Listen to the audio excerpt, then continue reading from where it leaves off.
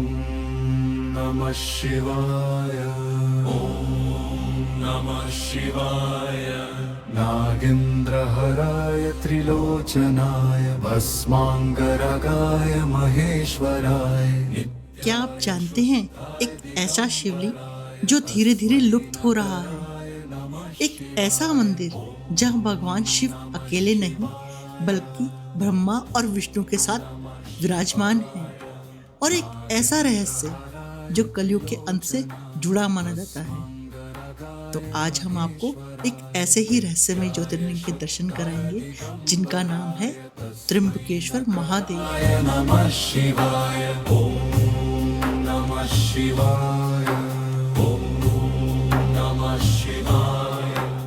इस वीडियो में हम आपको त्र्यंबकेश्वर के आसपास प्रसिद्ध मंदिरों के दर्शन करवाएंगे। इसके अलावा यहाँ पर पहुँचने, रहने और भोजन की सुविधा के बारे में भी जानकारी देंगे। त्र्यंबकेश्वर के कई अर्थ हैं। त्र्यंबक का पहला अर्थ है 3 नेत्रों वाले भगवान शिव। ये 3 नेत्र सूर्य, चंद्रमा और अग्नि हैं। इन तीनों को धारण करने वाले भगवान को त्र्यंबक कहते हैं।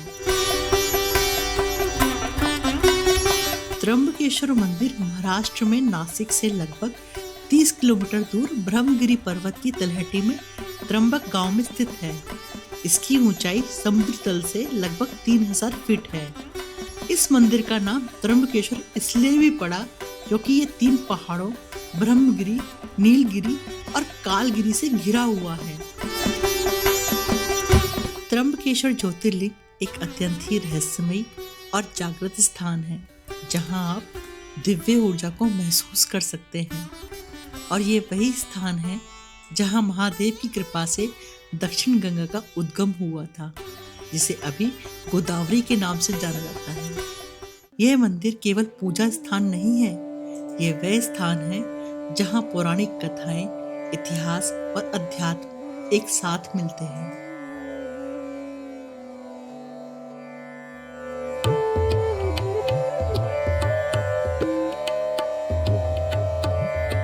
त्र्यंबकेश्वर एकमात्र ऐसा ज्योतिर्लिंग है जहां पर ये तीनों देवता ब्रह्मा, विष्णु और महेश अंगूठे के बराबर छोटे छोटे लिंग के रूप में एक साथ विराजमान हैं।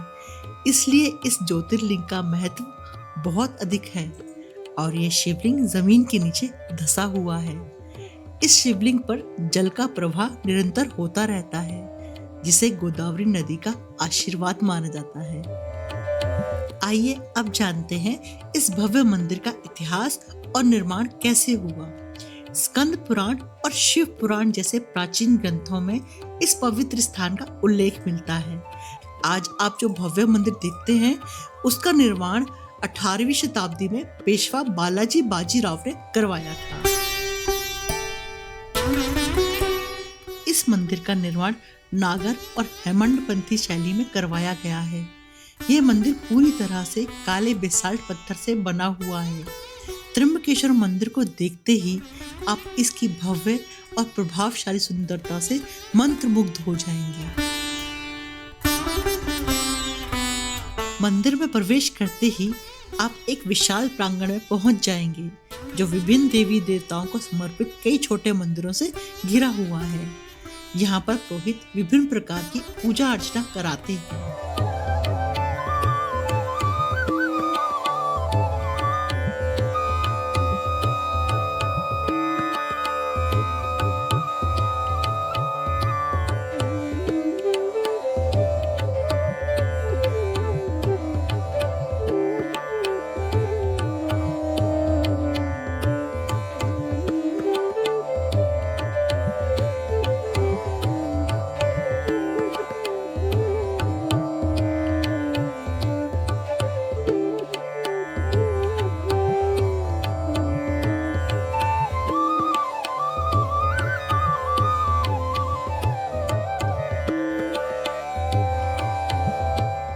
शिवलिंग को एक भव्य मुकुट से ढका जाता है।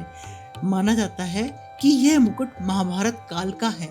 यह मुकुट हीरे, पन्ना और बहुमूल्य रत्नों से जड़ा हुआ है। प्रत्येक सोमवार शाम 4 से 5 बजे तक भक्त इस मुकुट के दर्शन कर सकते हैं।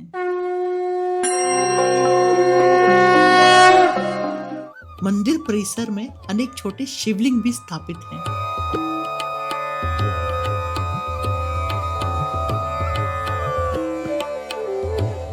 यहाँ पर आकर भक्तों को आत्मिक शांति का अनुभव होता है और ऐसा लगता है कि जैसे सृष्टि की हर शुरुआत, हर अंत और हर संतुलन यहीं पर ही समाहित हो।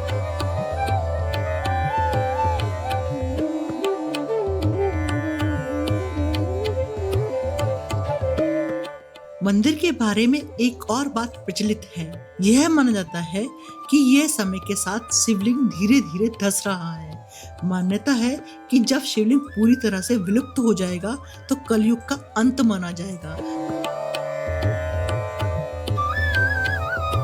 मंदिर का वातावरण ध्यान, साधना और दिव्य ऊर्जा प्राप्त करने के लिए अत्यंत उपयुक्त है।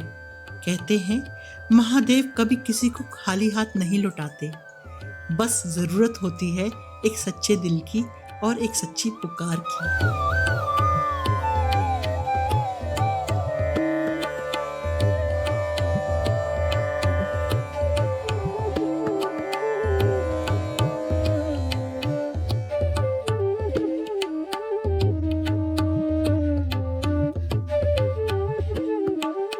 मंदिर में दर्शन के लिए आप 200 रुपए का VIP पास मंदिर के मुख्य द्वार या कुशाव्रत चौक के पास से प्राप्त कर सकते हैं या ऑनलाइन वेबसाइट से भी बुक कर सकते हैं, जिससे आपको उत्तर द्वार से मंदिर में सुगमता से प्रवेश मिल जाएगा। सामान्य दर्शन मुफ्त हैं, जिसमें 1 से 2 घंटे का समय लग सकता है। त्र्यंबकेश्वर मंदिर नासिक शहर से लगभग 30 किलोमीटर की दूरी पर, मुंबई से लगभग 180 किलोमीटर की दूरी पर और पुणे से लगभग 243 किलोमीटर की दूरी पर है। इन सभी शहरों से आप सड़क मार्ग, रेल मार्ग, हवाई मार्ग द्वारा आसानी से पहुंच सकते हैं।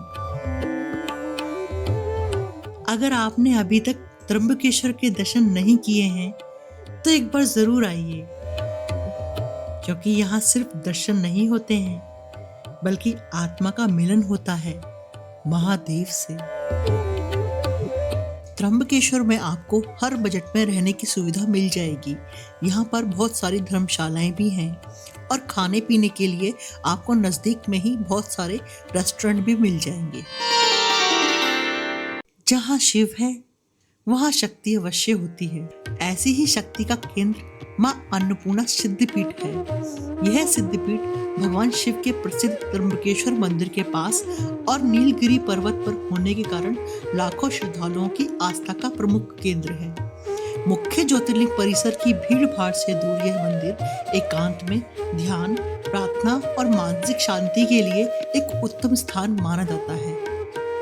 इस भव्य मंदिर का निर्माण ब्रह्मलीन महामंडलेश्वर स्वामी प्रभानंद गिरिजी महाराज की आध्यात्मिक इच्छा के अनुसार उनके शिष्य महामंडलेश्वर स्वामी विश्वेश्वरानंद गिरिजी महाराज के मार्गदर्शन में किया गया। मंदिर के गर्भगृह में मुख्य रूप से 3 दिव्य मूर्तियां स्थापित हैं, जिन्हें मां अन्नपूर्णा, मां गायत्री और मां काली के रूप में पूजा जाता है। मां अन्नपूर्णा की मुख्य मूर्ति पंचधातु से निर्मित है, जो अत्यंत ही मनमोहक है।